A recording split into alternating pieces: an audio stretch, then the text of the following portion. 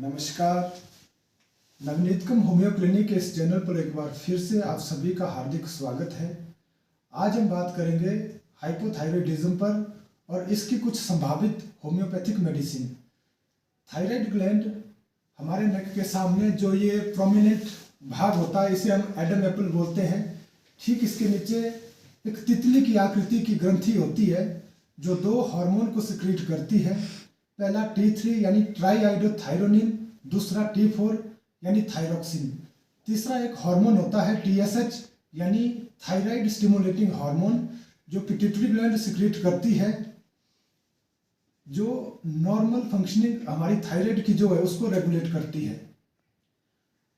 Hypothyroidism के case में thyroid gland की जो फंक्शनिंग है वो बिलो नॉर्मल चली जाती है। जितना उसको काम करना चाहिए उतना वो काम नहीं कर पाती है, जिसके कारण T3 और T4 की सिक्रीशन कम होने लगती है। और इसको कंपनसेट करने के लिए, इसकी आपूर्ति के लिए TSH ज़्यादा सिक्रेट होने लगता है। इसी स्थिति को हाइपोथायरॉयडिज्म कहते हैं।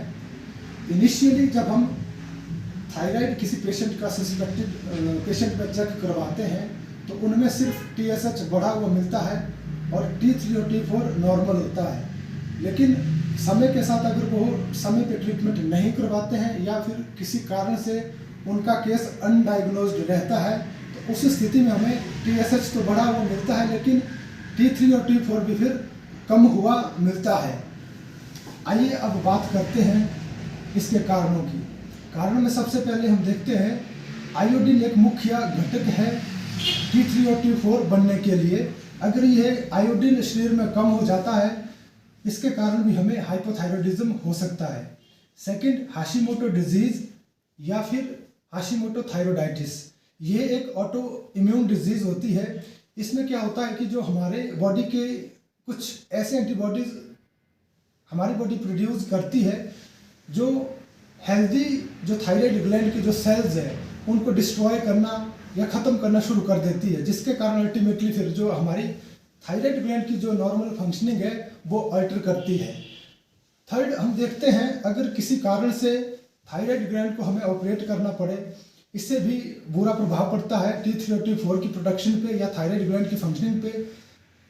अगर पिट्यूटरी ग्लैंड में किसी ट्यूमर के कारण या फोड़े के कारण या फिर कार्सिनोजेनिक डिजीज के कारण हमें वहाँ पे उस पिट्यूटरी ग्लैंड का ऑपरेशन करना पड़ता है तो उस स्थिति में भी TSH कम सिक्रेट होने लगता है और जिसके कारण वो प्रॉपर तरीके से थायराइड ग्लैंड को स्टिमुलेट नहीं कर पाएगा।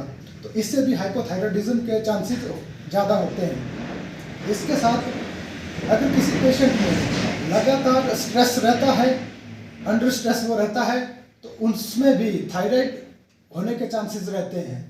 अगर फैमिली हिस्ट्री में हाइपोथायरॉयडिज्म का कोई केस है तो अगर ये कारण भी हमें अगर है तो हमें थायराइड का चांसेस रहते हैं।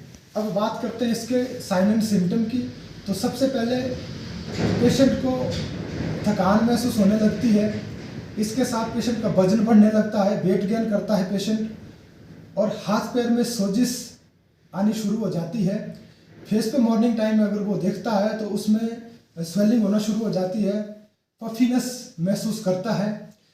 इसके साथ बाल झड़ने की समस्या उसको हो सकती है। बालों में रुसी, ड्राइनेस के कारण बाल झड़ने लगते हैं, डेंड्रफ आना शुरू हो जाता है, स्किन थिक होने शुरू हो जाती है जिसके कारण स्किन में ड्राइनेस और साथ में हम जो पेशेंट के जो मेंटल सिम्टम देखते हैं, पेशेंट डल होना शुरू हो जाता है, पेशेंट डिप्रेशन की ओर जाने लगता है।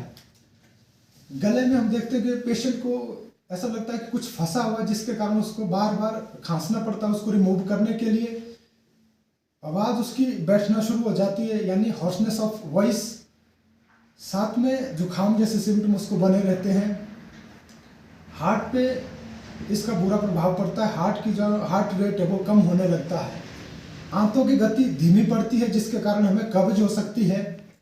फीमेल रिप्रोडक्टिव सिस्टम में हम देखते हैं जो मेंसेस है या महामारी से रिलेटेड उनको परेशानियां आती है, समय पे उनके पीरियड नहीं आते हैं, बहुत 2 महीने 3 महीने तक उनको मेंसेस नहीं आते हैं, कभी आते हैं तो बहुत ज़्यादा या बहुत कम, ये समस्या होती है।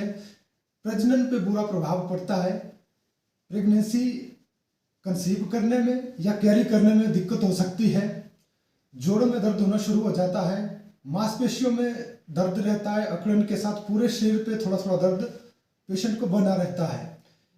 इसके साथ जिनका हाइपोथायराइडिज्म या थायराइड में T3 और T4 पे ये अगर घटते हैं या TSH बढ़ता है, इससे कोलेस्ट्रॉल भी पेशेंट में बढ़ने लगता है। ये सारे तमाम सिम्टम आप देखेंगे जिनको हाइपोथायराइडिज्म की दिक्कत होती है। अब बात करते हैं इसकी होम्योपैथिक ट्रीटमेंट की। तो होम्योपैथिक ट्रीटमेंट में हम देखते हैं इसमें सिर्फ सिम्टोमेटिक ट्रीटमेंट या फिर जो हम थेरेपेटिकली ट्रीटमेंट करते हैं वो सफिशिएंट नहीं होता है। परमानेंट क्यूर के लिए आपको कॉन्स्टिट्यूशनल ट्रीटमेंट बहुत ज़रूरी होता है। इसके लिए आपको जो आपके नियर बाय जो भी अच्छे होम्योपैथ है उनसे आपको मिलना पड़ेगा। प्रॉपर केस टेकिंग के बाद जो भी कारण रहता है हाइपोथायराइडिज्म का उसको रूल आउट करके मेंटल और फिजिकल सिम्टम को पूरी तरह समझ के जो भी सर्कमस्टेंसेस आपकी लाइफ से जुड़े हुए होते हैं उनको समझ के जो भी आपकी फाइनल जो मेडिसिन आपके लिए सिलेक्ट होगी, यकीन मानिए वो बेहतर रिजल्ट आपको देगी। आप हमसे ये प्रॉब्लम डिस्कस कर सकते हैं।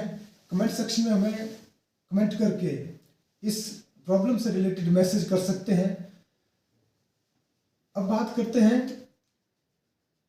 इसके जो थेरेपेटिकल ट्रीटमेंट है या सिम्टोमेटिक ट्रीटमेंट है। इसमें हम बात करेंगे सबसे पहले नेट्रोम्यूर। नेट्रोम्यूर 30 पावर में इस मेडिसिन को आप तब यूज करेंगे अगर आपको डिप्रेशन जैसे सिम्टम है, पेशेंट को नमकीन चीज़ें खाने का ज़्यादा मन करता है और साथ के साथ उसको कब्ज हो सकती है। इन सब सिम्टम के साथ अगर आपको हाइपोथायराइडिज्म की दिक्कत है तो आप नेट्रोम्यूर 30 पावर में 2 से 3 बूंदे इसकी दिन में 3 बार यूज कर सकते हैं। नेक्स्ट हम बात करेंगे सीपिया। सीपिया में हम देखते हैं पेशेंट में इरिटेबिलिटी ज़्यादा होती है, इनडिफरेंस हो सकता है, जिसमें जो बेस्ट बिलविंग जो लोग हैं उनसे भी पेशेंट का लगाव कम होने लगता है। इसके साथ उसका खट्टी चीज़ें खाने का ज़्यादा मन करता है, मेंसेस उसके इरेगुलर, डिलेड या फिर बहुत स्कैंटी ये उनको मेंसेस हो सकते हैं।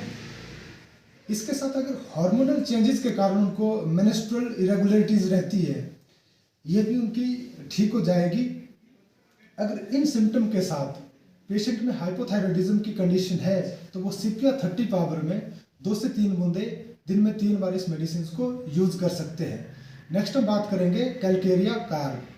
इस मेडिसिन में पेशेंट फैट, फ्लैवी और फेयर होता है। पेशेंट को एग्स खाने के लिए ज़्यादा क्रेविंग होती है, ज़्यादा मन करता है उनका अंडे खाने का, और साथ में जो इनडाइजेस्टिबल थिंग्स है, रॉ राइस, मिट्टी की खुशबू उनको अच्छी लगती है। कई कई तो खाना शुरू कर देते हैं। पसीना पेशेंट को ज़्यादा आने लगता है और सर्दी बहुत ज़्यादा पेशेंट को लगती है। ये सिम्टम के साथ अगर आपको हाइपोथायराइडिज्म की कंडीशन है तो आप कैलकेरिया कार 30 पावर में इस मेडिसिन को भी आप 2 से 3 बूंदे दिन में 3 बार यूज कर सकते हैं। नेक्स्ट हम बात करेंगे लाइकोपोडियम। लाइकोपोडियम में डिस्टेंशन या गैस बनने की समस्या ज़्यादा होती है। गैस भी लोअर एब्डोमेन में ज़्यादा बनती है, लिवर से रिलेटेड उनको समस्या हो सकती है। ये जो लाइकोपोडियम के सिम्टम है शाम के टाइम 4 से 8 बजे के बीच में ज़्यादा बढ़ते हुए उनको महसूस होते हैं, और साथ में पेशेंट को सर्दी बहुत ज़्यादा लगती है और गर्मी भी बहुत ज़्यादा लगती है।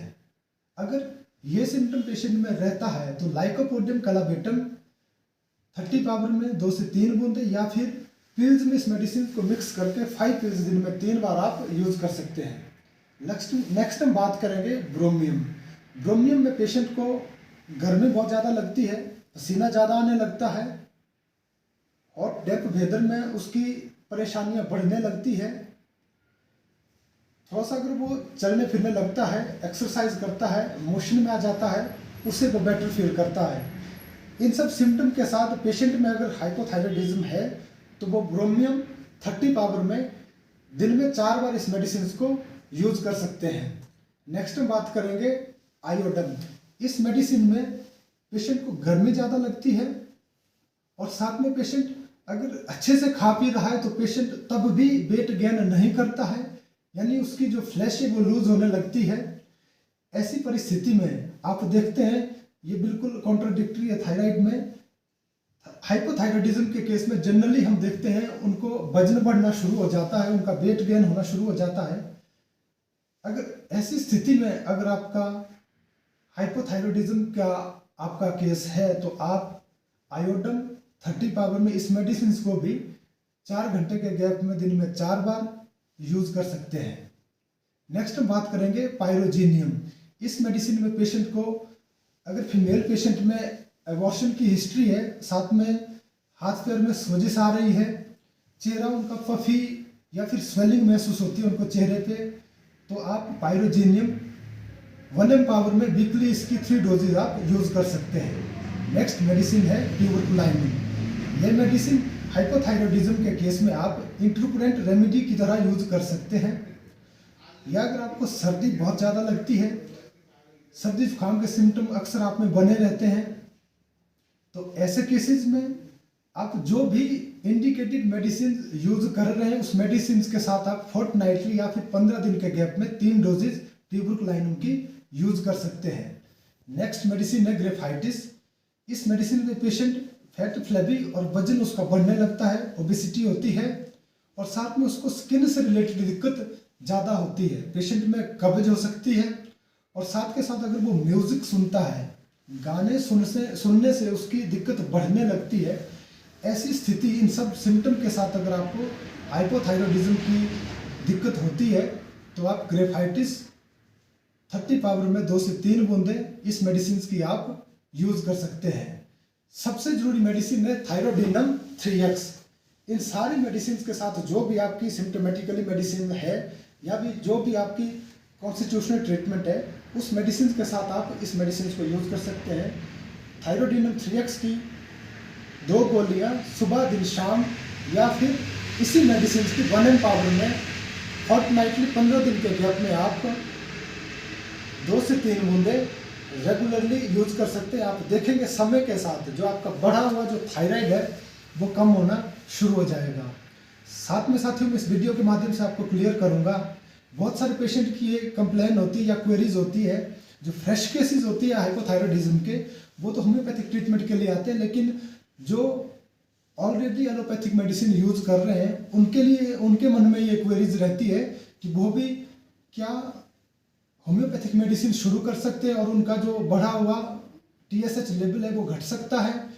तो निस्संदेह साथियों, आप होम्योपैथिक मेडिसिन को यूज कर सकते हैं। इस केसेस में आपको शुरुआत में दोनों जो मेडिसिन है, होम्योपैथिक और एलोपैथिक मेडिसिन को हमें साथ साथ चलाना पड़ता है। जैसे जैसे होम्योपैथिक मेडिसिन आपके जो थायराइड ग्लैंड को कंट्रोल करने लगती है, बेटर फंक्शनिंग आपकी होने लगती है, फिर हम आपका जो एलोपैथिक जो आप मेडिसिन यूज करते हैं हाइपोथायराइडिज्म के केस में थायरोक्सिन, उसका लेवल हम, उसकी जो कंसंट्रेशन है उसको कम करते हैं। और समय के साथ आपकी जो थायरोक्सिन है वो बंद हो जाती है।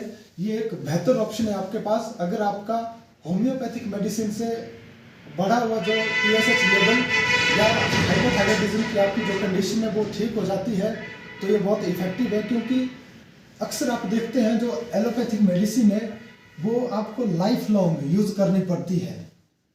इसका एक बेहतर विकल्प रहता है होम्योपैथिक। अगर आपका होम्योपैथिक मेडिसिन से हाइपोथायराइडिज्म क्योर होता है तो वो जड़ से खत्म हो जाएगा। और इसके लिए आपको सिम्टोमेटिक ट्रीटमेंट के साथ साथ जो कॉन्स्टिट्यूशनल ट्रीटमेंट है वो बहुत ज़रूरी है। अगर आपको हमारी ये वीडियो अच्छी लगी हो, आपकी काम की हो, तो हमारे चैनल को सब्सक्राइब करें, शेयर करें और लाइक करें, और अपने फ्रेंड्स में या फिर जो आपके चाहने वाले हैं उनको ये वीडियो ज़रूर शेयर करें, ताकि आप लोगों के साथ साथ वो भी इस वीडियो का फ़ायदा उठा सकें। और इस वीडियो से रिलेटेड जो भी आपकी क्वेरीज है या आप कंसल्ट करना चाहते हैं, आप हमें मैसेज के माध्यम से हमें कमेंट सेक्शन में कमेंट कर सकते हैं। हम पूरी कोशिश करेंगे कि आपका जो क्वेश्चन है उनका आंसर दे सकें। धन्यवाद।